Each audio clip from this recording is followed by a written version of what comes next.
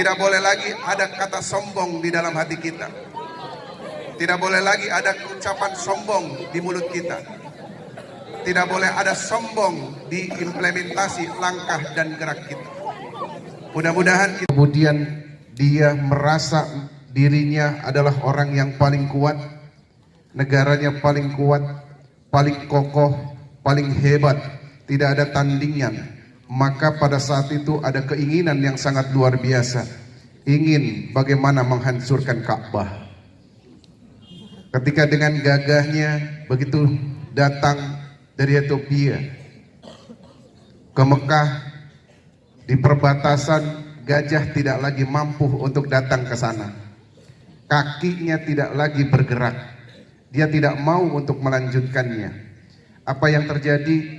Orang sombong tadi dikirimkan oleh Allah burung ababil yang kemudian ditenggelamkan dengan batu-batu kerikil dari api neraka. Kenapa? Karena Allah tidak suka orang yang sombong. Ada Fir'aun, bagaimana kekuasaannya sangat luar biasa. Dulu Fir'aun adalah orang baik, tapi karena kemudian dia bermimpi pada suatu saat nanti akan ada anak yang kemudian menjadikan dia tenggelam. Karena informasi-informasi dari orang-orang yang tidak pernah mampu berbuat baik, maka Fir'aun menjadi orang yang begitu sangat sombongnya. Bahkan kesombongannya menjadikan dirinya sebagai Tuhan. Siapa yang tidak menyembah Fir'aun dipenggal. Yang menyembah Fir'aun selamat. Kesombongan ini merajalela dan Anda bisa baca, bisa lihat, bisa perhatikan. Allah nggak senang ditenggelamkan di laut. Dua, ada orang yang paling kaya, kekayaannya ngarat-ngarat, tidak ada yang bisa menandingi, di mana kuncinya saja 10 orang tergagah, terkuat, tidak mampu untuk mengangkatnya. Ontak sekalipun bebannya begitu sangat berat, jadi tidak mampu.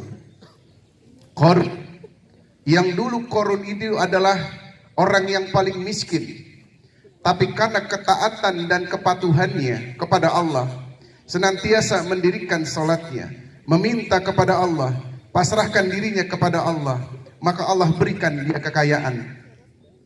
Ketika diuji dengan kemiskinan, Qarun lolos, Qarun lulus, Qarun soleh. Tapi ketika kekayaannya berlipat-lipat, berganda-ganda, dia lupa. Bahkan dia menyombongkan diri bahwa harta yang dia dapati adalah sesungguhnya dari usahanya, dari keringatnya. Pada suatu saat, suatu hari, Allah turunkan satu malaikat untuk meminta sedekah kepada Qarun. Tapi apa yang terjadi? Yang terjadi adalah Qarun tidak memberinya sedekah sedikit pun. Padahal begitu banyak hartanya. Qarun mengatakan, enak saja engkau meminta sedekah kepada saya. Padahal uang yang saya hasilkan ini adalah sungguh dari keringat saya. Lupa bahwa Allah yang ngasih. Dia katakan ini keringat saya. Lupa Allah yang kasih. Allah murka, Allah nggak senang. Diberesin sama Allah, dibalikin tuh dengan bencana alam, maka semua kekayaan Qarun habis, tidak ada yang tersisa. Sombong. Di zaman modern ada orang yang menciptakan kapal pesiar Titanic. Dia mengatakan ini kapal Titanic ini adalah kapal yang sangat modern, aman, tidak akan pernah bisa tenggelam, bahkan Tuhan sekalipun tidak akan mampu menenggelamkannya. Sombong.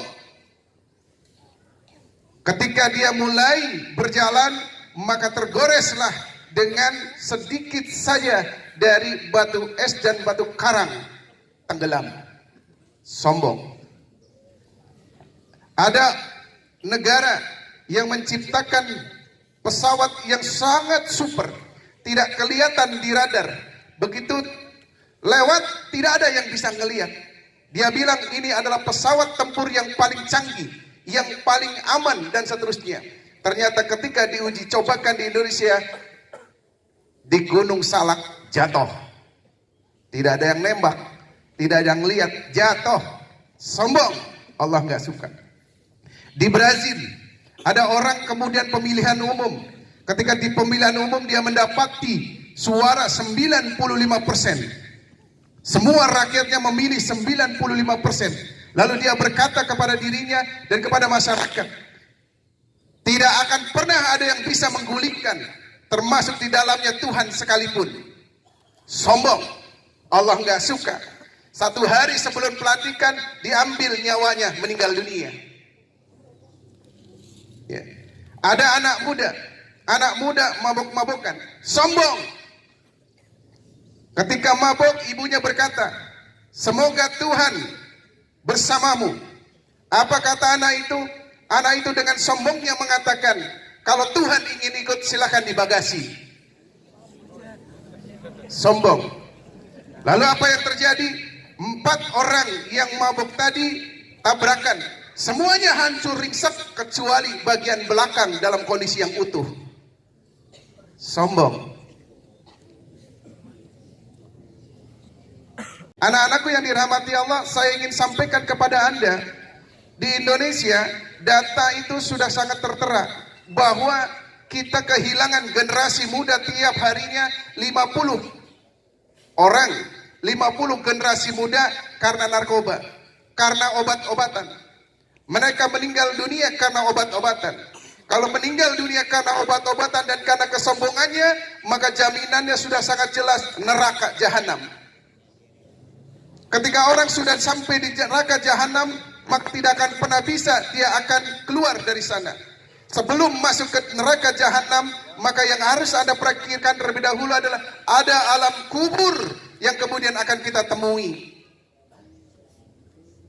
Anak-anakku yang dirahmati Allah, ada sahabat Rasul yang sudah dijamin sama Rasulullah bahwa dia adalah penghuni surga, dijamin masuk surga tanpa hisab. Utsman bin Affan radhiyallahu anhu. Ketika dia melihat orang meninggal dunia, maka dia mesti akan menangis.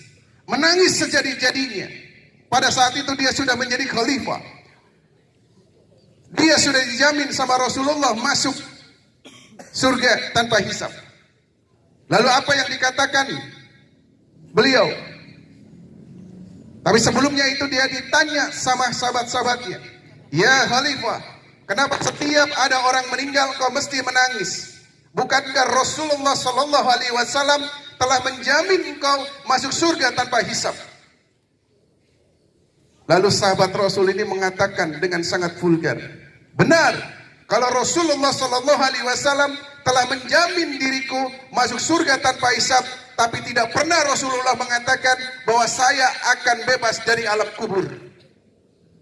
Orang yang dijamin surga takut alam kubur.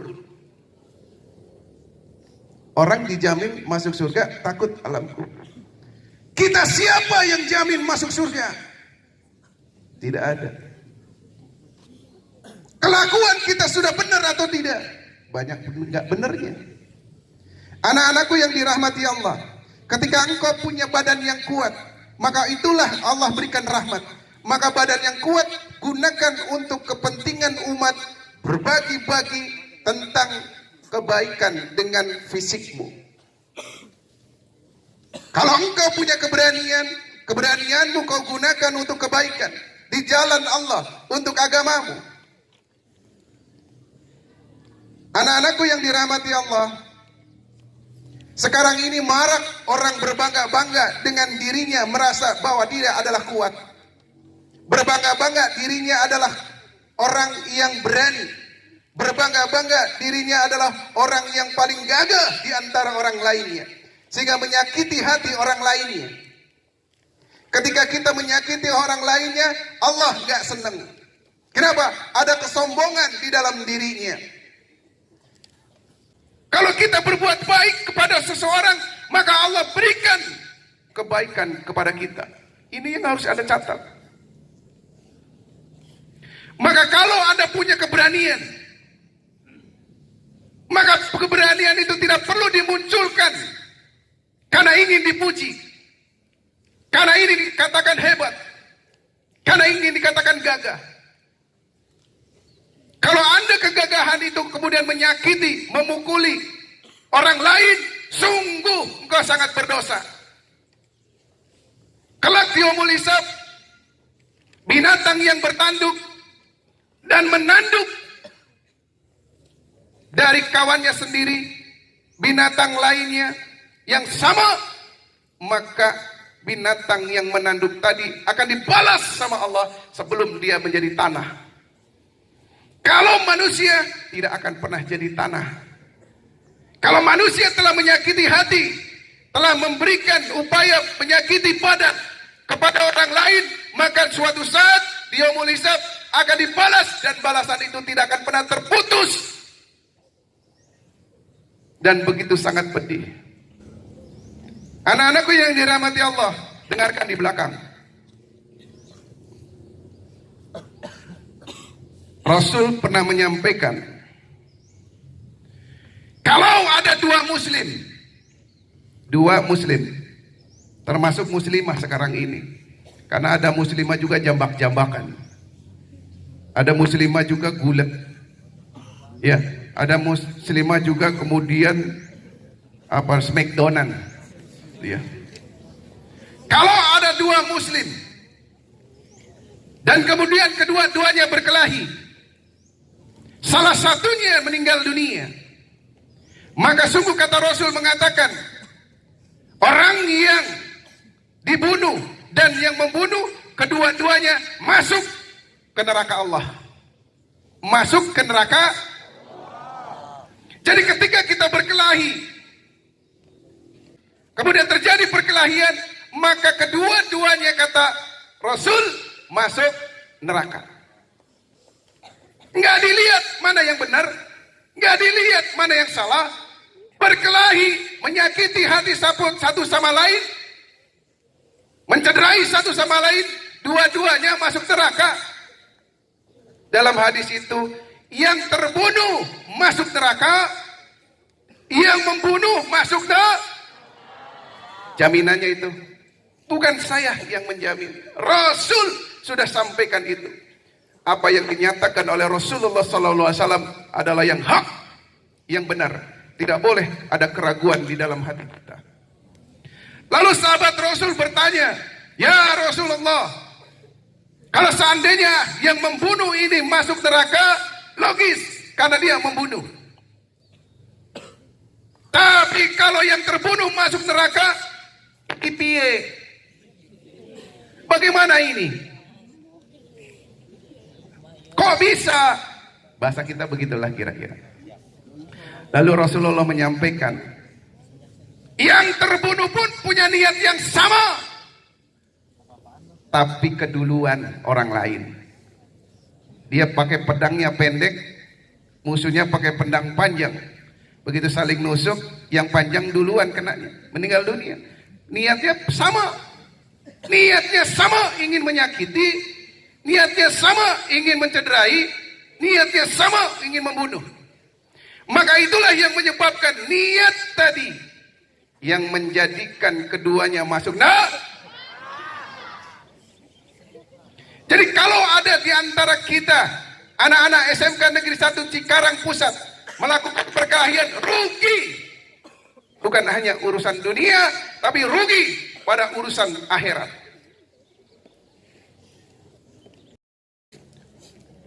Pada saat akan perang Badar, Rasulullah sudah naik di kudanya.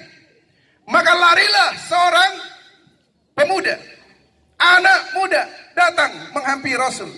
Kira-kira beginilah, ya Rasulullah, izinkan saya untuk mengikuti perang Badar. Kalau perang Badar itu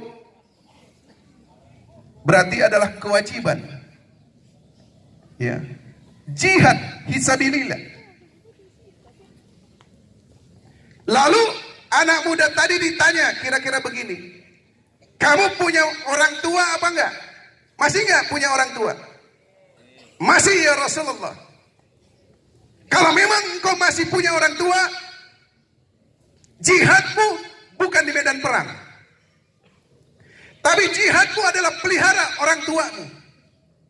Jadi kalau Anda bakti kepada orang tuamu, engkau telah berjihad di jalan Allah. Engkau baik kepada ibu bapamu, telah berjihad di jalan Allah. Engkau turuti apa yang menjadi nasihat ibu dan bapamu, engkau telah jihad fisabilillah.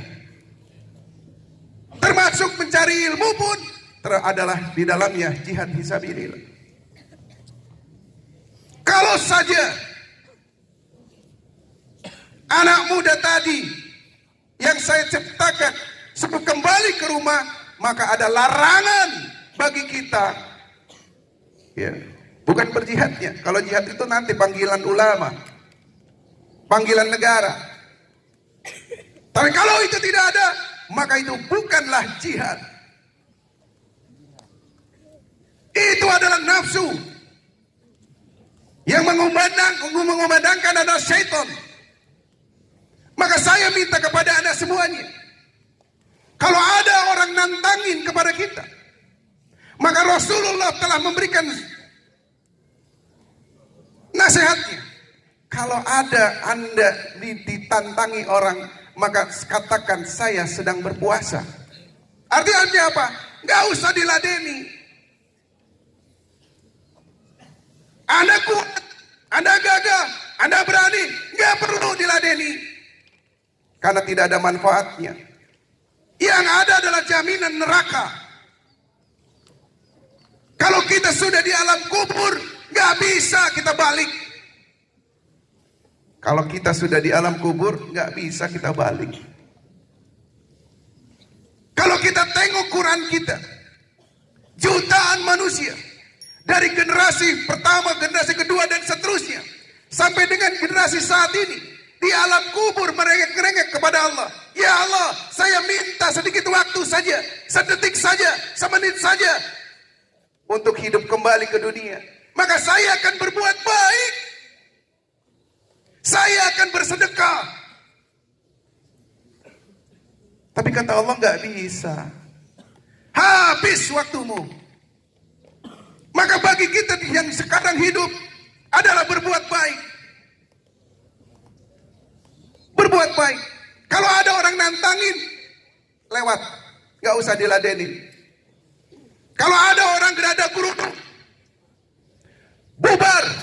Kita lari, mengamankan diri. Bukan kita tidak berani, karena Allah larang. Allah larang.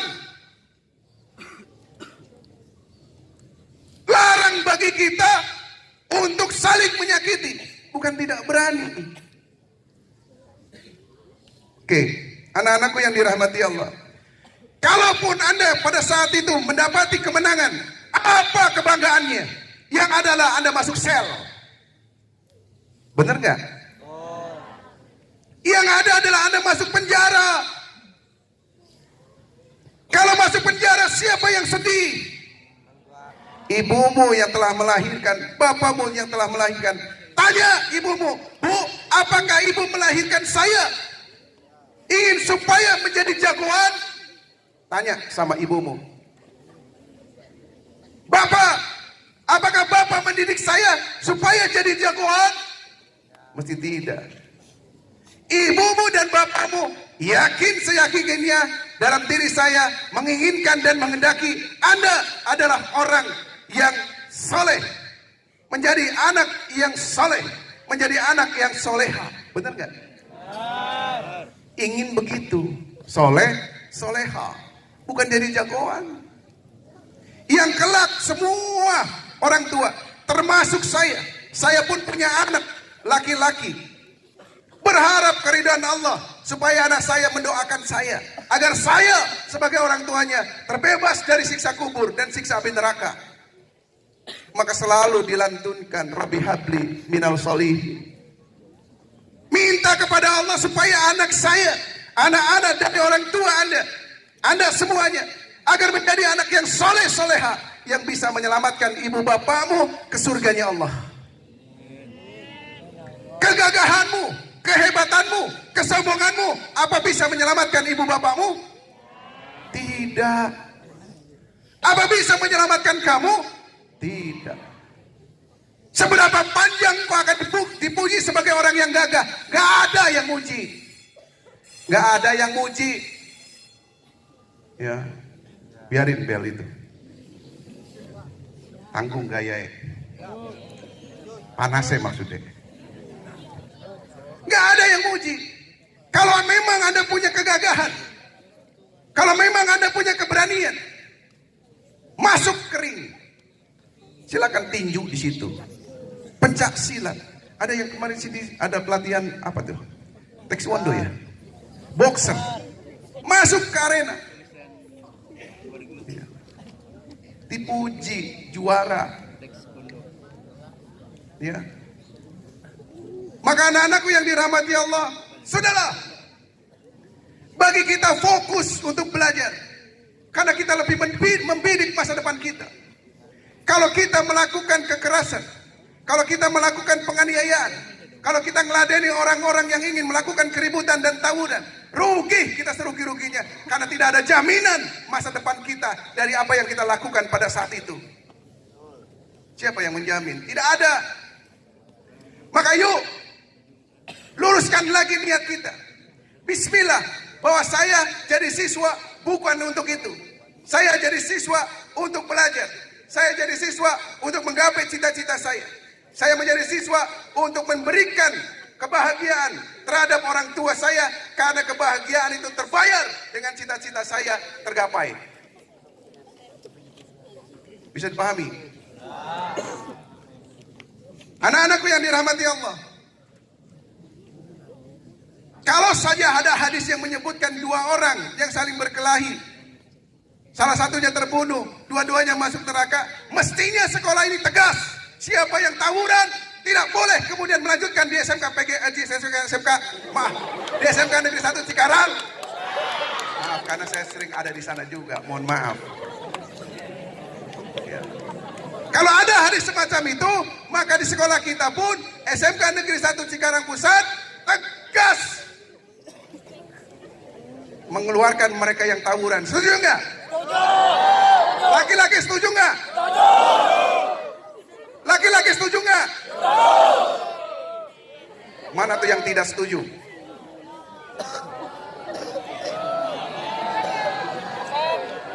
Tadi saya katakan ketika di penjara, siapa yang menangis? Ibumu, bapakmu. Siapa yang malu? Ibumu, bapakmu, keluargamu. Siapa yang kemudian sakit hati? Ibumu, bapakmu, keluargamu.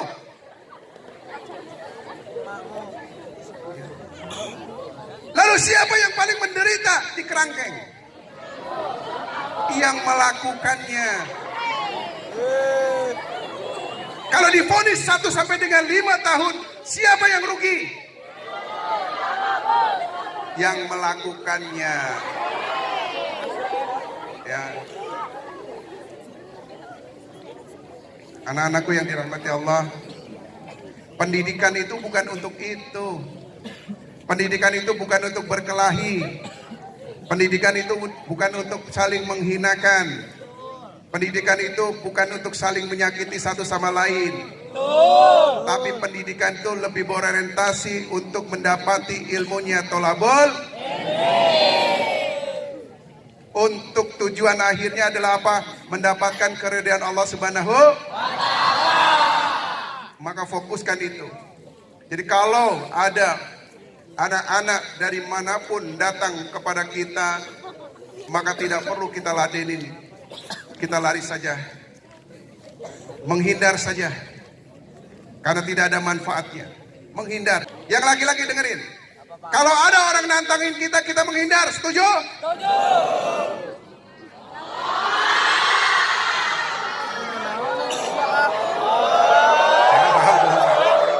Yang setuju. Kalau ada orang ngajak tawuran, kita menghindar. Setuju?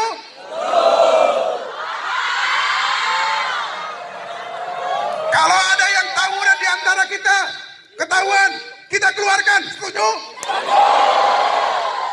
Ini di video ya. Saya ulangi.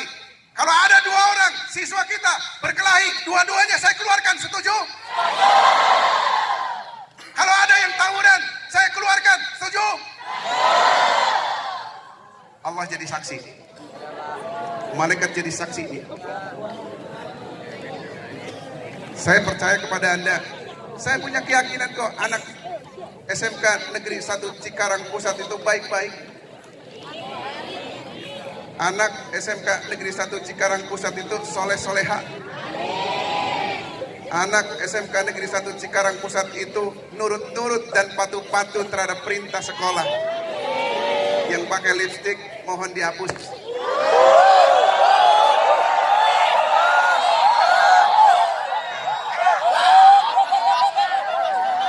Jangan kemudian dihapus pada saat ada di sekolah, pada saat keluar lipstiknya dimulai lagi. Percuma begitu.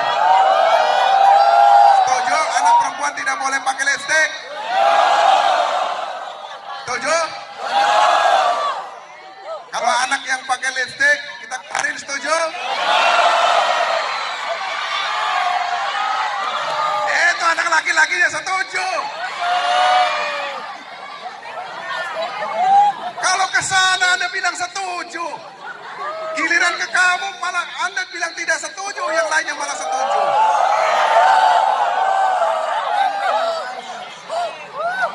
Anak-anakku yang dirahmati Allah, terakhir, yuk kita sekolah ini menggapai keridhaan Allah. Maka kalau kita ingin menggapai keridhaan Allah, maka dengan cara yang baik, cara yang benar. Semua kita lakukan untuk mendapatkan keridhaannya. Tidak boleh lagi ada kata sombong di dalam hati kita. Tidak boleh lagi ada ucapan sombong di mulut kita. Tidak boleh ada sombong di implementasi langkah dan gerak kita. Mudah-mudahan kita termasuk orang yang mendapatkan ridha Allah.